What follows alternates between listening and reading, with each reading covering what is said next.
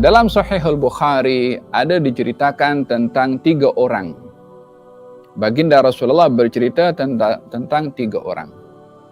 Yang pertama, orang yang botak. Yang kedua, orang yang buta. Yang ketiga, orang yang dia terkena penyakit sopak. Allah Subhanahu wa taala hantarkan malaikat menyerupai seseorang yang botak.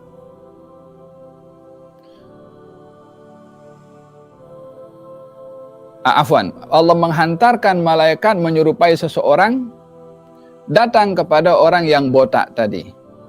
Ditanya kepada orang yang botak itu, apa yang kamu harapkan dalam hidup ini?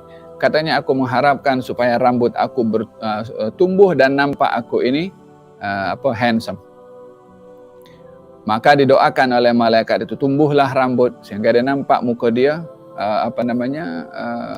dengan rambutnya. Ini rambut ini bukan nak sindir sesiapa ya, tidak ya, tapi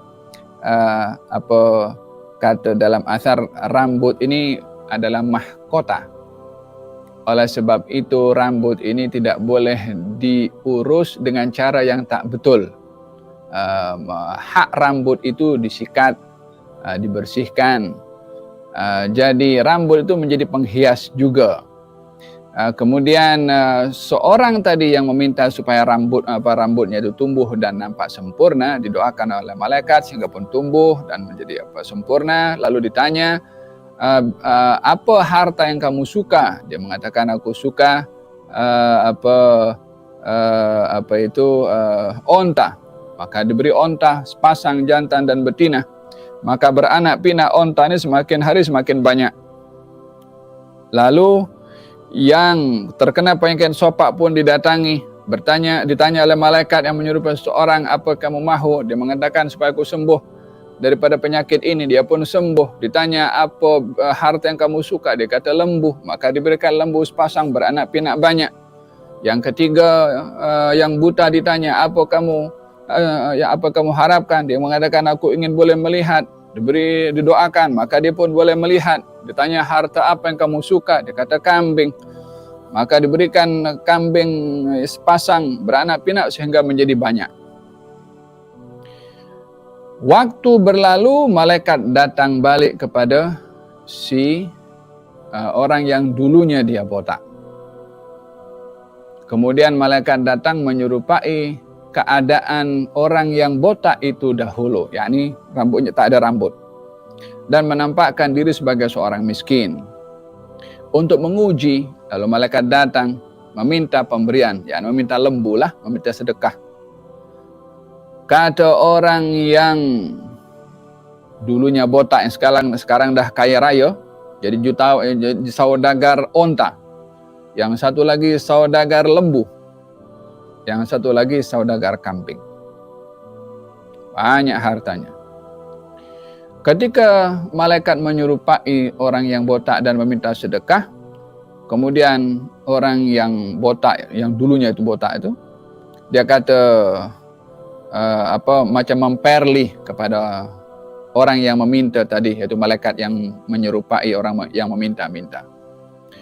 Kata si malaikat, mengatakan, bukankah kamu dahulu juga miskin dan susah, dan kamu juga dulu adalah keadaannya seperti aku juga? Kata dia, mana ada, aku memang dari dulu macam ni. Ini harta adalah kerja daripada aku, keturunan aku. Dia mengingkari kalau dirinya dulu susah. Dan di sini dia melupakan apa keadaannya dahulu dan siapa yang menjadikan dia menjadi orang yang berjaya dan menjadi saudagar onta. Maka kata malaikat tadi, kalau kamu tipu, maka aku doakan kamu supaya kembali keadaan kamu seperti dahulu. Ternyata orang tadi bankrupt, hancur perniagaannya, susah balik. Saudagar lembu pun juga begitu. Dia mengatakan, ini hasil jerih payah aku, hasil jerih keringat aku.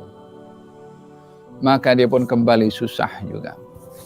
Sehingga sampai kepada saudagar kambing yang ketika orang itu datang, malaikat itu datang menyerupai orang yang buta, lalu meminta pemberian. Kata saudagar kambing, ambillah sebanyak mana kambing yang kamu mahu.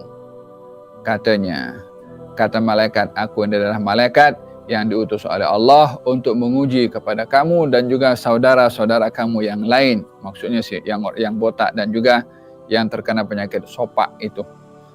Semoga Allah memberkati harta kamu, kata malaikat. Hakadha, daripada ketiga-tiga tadi, yang dua ingkar daripada ihsan orang, ihsan yang menjadikan dia menjadi orang yang kaya dan mendakwa kalau itu adalah hasil daripada kerjanya sendiri, maka dihukum oleh Allah Subhanahu wa taala. Idzan ini hadis yang pertama, larangan untuk mendakwa apa yang ia dapat kalau itu daripada orang lain, janganlah didakwa kalau itu hasil kerjanya sendiri, karena itu adalah merupakan satu penipuan. Satu, menipu diri sendiri, yang kedua menipu orang lain.